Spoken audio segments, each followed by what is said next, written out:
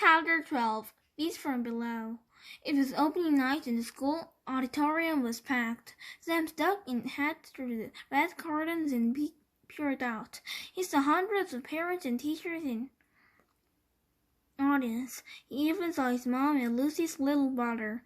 Students were changing into their costumes backstage. Antonio as Peter Pan was wearing green from head to toe, and Lucy wore a yellow dress as Wendy. He pulled Antonio aside. "I've got a feeling something really bad is going to happen," he whispered. "Maybe we should stop the play. We could tell Miss Drinker. Antonio cut him off. "Sam, everyone will think we're crazy. I'm still not sure we aren't." Sam sighed. He knew Antonio was not. "Besides," Antonio said, "I've got my lucky peanut butter and jelly sandwich in my pockets. What could go wrong?" Sam rolled her eyes. "Lucky sandwich." Before Sam could say anything else, the light dimmed. The audience went quiet. The play was about to start. Lucy rushed over. He pulled Antonio toward the stage. "Wish you luck, Sam," she whispered as she and Antonio marched out on stage. Sam sighed. "Good luck."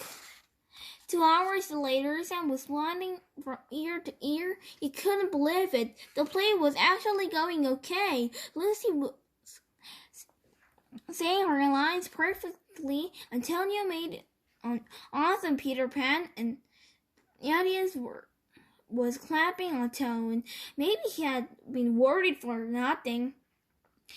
The next scene was the most exciting part of the play, the big finish. Antonio and Lucy were strung up the wires high above the stage like they were flying. "Sam," Mr. Drinker said, "it's your turn on stage." "All right," Sam muttered. He stepped out into the spotlight and began to say his lines. "I'm your Captain Hook's friendly pirate, and I order you to..." Sam stopped. He felt something move below his feet. Rumble, rumble, rumble. With horror, Sam realized the school had been waiting for him. Now that he was on stage, the school was coming to life. It wasn't. There were some whispers into the audience. People thought Sam was forgetting his lines, but Sam didn't care about his lines.